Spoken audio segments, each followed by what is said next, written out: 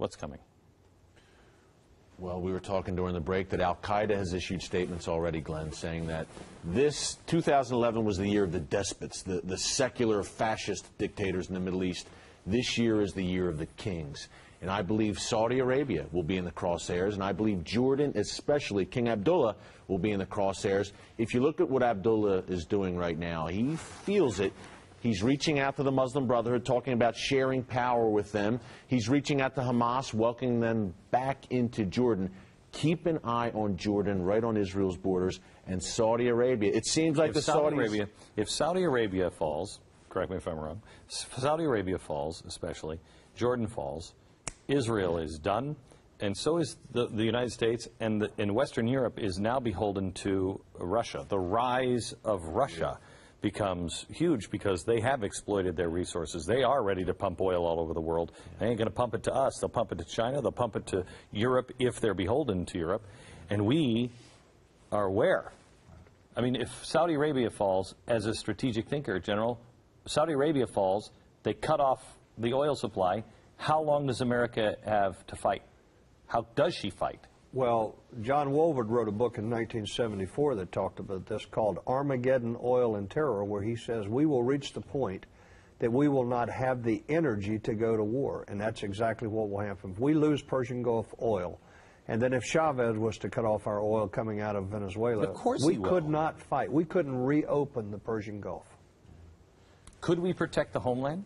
Do we have enough resources here to be able to protect the homeland enough? I mean, we don't even have a president that would even understand it. Could we? We have enough resources here to be energy independent for centuries, probably. But we don't. No, I mean access. I know we do it under the ground. Right. Do we have access to be able to? No. No.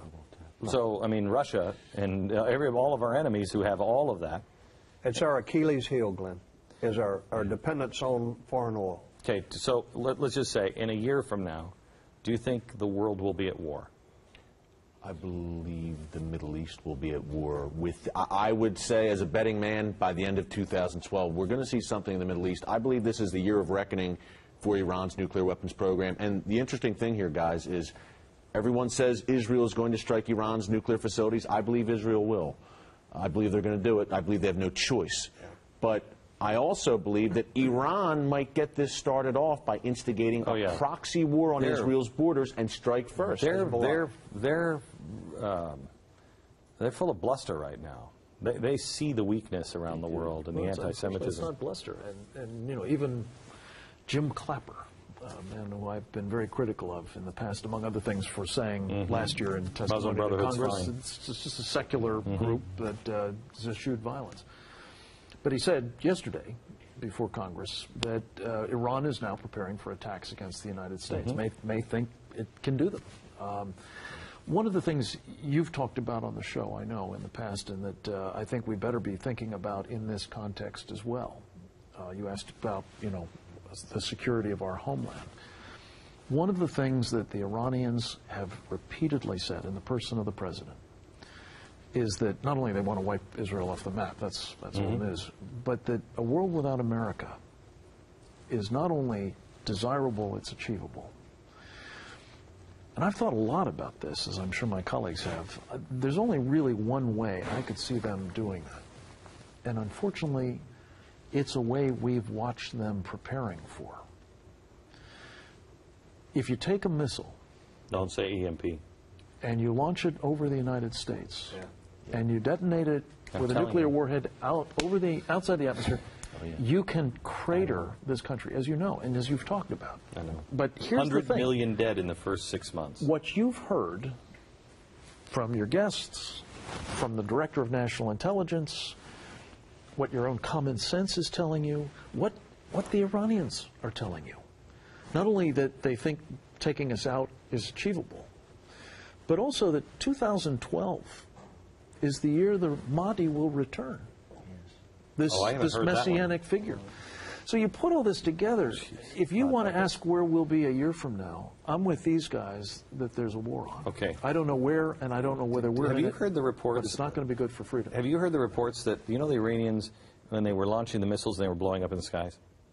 Remember, they were launching the missiles just recently. Out of the, okay. And they were blowing up before they Seemed to be failing. They seem to be failing. So you saw this? Did you see this? Yeah. Where they said it depends on what the failure is. It depends on what you're trying to do. Right. And I saw that, I thought, that's EMP. That could well be. You don't have it coming back. You blow it up here, not here.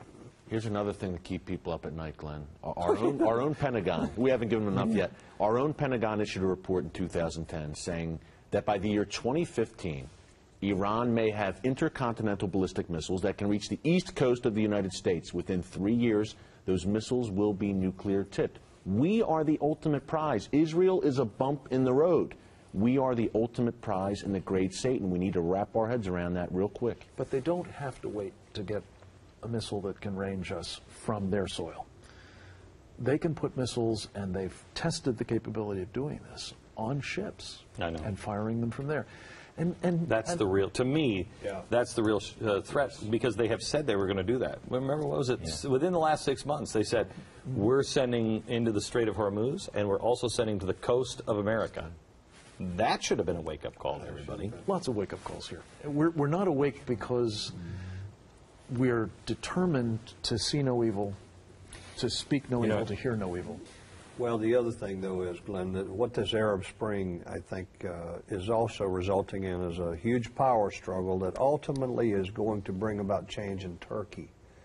Because Turkey wants very much to be the center of the caliphate as it is being established, and as does Iran. And we are going to see a substantially different Turkey, I think, a year from now than we see today. Can I make a quick point about Turkey? Recep Erdogan, the Turkish prime minister, viciously anti-Israel, but a NATO ally, as we speak, viciously anti-Israel guy. Other than David Cameron, the British prime minister, President Obama talks to Erdogan more than any other world leader. Good God. That is his guy, and Erdogan is basically advising our president on the Arab Spring and telling him what a good thing it is and that Islamist movements are innocuous and harmless. He's our go-to guy on Middle East policy, a raving Islamist who hates Israel. That's the president's phone pal. He is the guy who said that Turkey will be head of a caliphate, isn't he?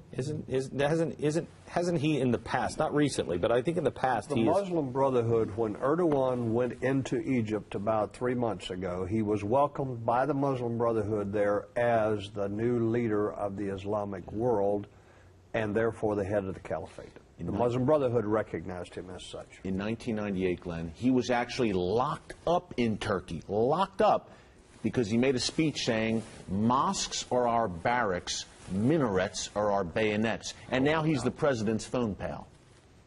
Can I just add, that's frightening. And you're absolutely right. You're going to make it worse. The strategic implications of having a NATO ally that is actually leader of this Islamist enterprise is really troubling.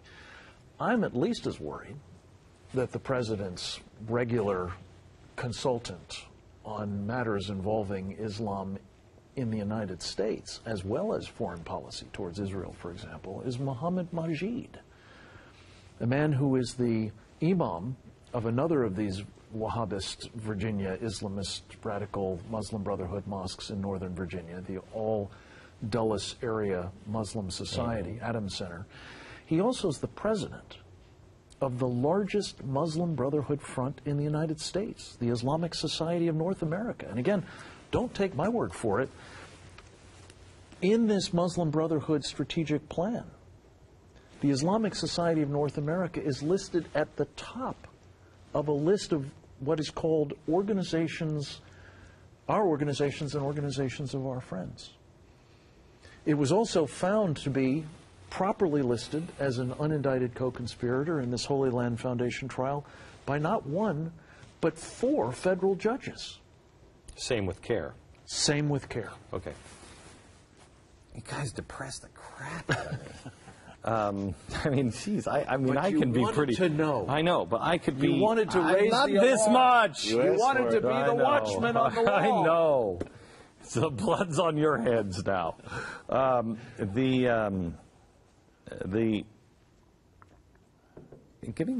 way out. Give me a way out.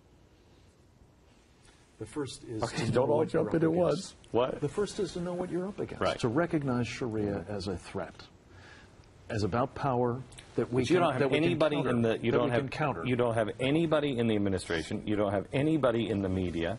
You don't have the military willing to say anything.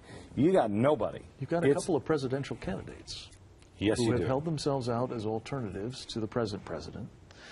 Not that they're necessarily going to be the nominee for the Republican Party, but they have been, Newt Gingrich, Rick Santorum, have been very explicitly warning Sharia as a threat. I will tell you that must be countered. I spoke to, because I agree with you, Newt Gingrich is strong on this, and so is Rick Santorum. But I will tell you that 7 years ago, I talked to Mitt Romney, and I asked him, and I thought, this was my gotcha question for me. This was not, nobody should have known this, 7, 8 years ago.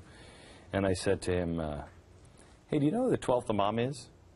Oh, yeah. Oh, yeah. I mean, he, chapter and verse, he knows who the 12th Imam is. I think we have, except for Ron Paul, all of them understand what's going on here. All of them. I conversed with him about that time, not quite that long, and I got him to the point where he was very clear about jihadism and the threat that it represents, and that's important. But if you don't get what is impelling jihadism, which is Sharia, you get to the situation that you were just asking Jerry Boykin about, which is, our military is finding it hard to think about who is the So enemy, you let don't alone think that he counter it. gets that? I worry that he hasn't made that Have next you leap. have you talked to him recently? No, I talked to him in the last. I haven't talked to him recently either. Someone I trust. If you do, should be if you talking call to me, you. and if I do, I'll call you. Waleed Ferris, who's a friend of ours, Yeah. who's great, is advising Romney on foreign policy, which is encouraging. Real quick, guys, we're looking for signs of encouragement. Look, let's be honest.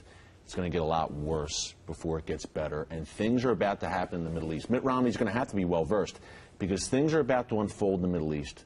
They're going to make people forget all about the economy and the debt. Whole world can change by this time next year. We could not. There's a possibility that you wouldn't even have the ability to see us a year from now. So the whole world could change in a year, or even sooner. It could change tonight. General, a word of optimism? Well, I think that the 2012 election is an opportunity for us to change the direction of the country. I wouldn't say who I'm voting for, but I have certainly supported and endorsed a candidate. But I will say what I said on your program last time. If my people who are called by my name will humble themselves and pray and seek my face and turn from their wicked ways, then will I hear from heaven. And I think it's incumbent upon us as a nation to turn back to the one who created this country. I will tell you that I have, just like these gentlemen, and I've done less work than you guys have on this, I have racked my brain to first understand it, sleepless nights trying to figure it all out, and when I did, try to beg for an answer. I will tell you the only answer, and this is one of the reasons why I'm here, because they don't like this on mainstream television, is God. That's it. Only turning back to Him and doing the right things according to Him. He is begging us, get behind me, come on, just get behind me. I'll take care of it, just get behind me. A lot of pain coming, but miracles are coming as well.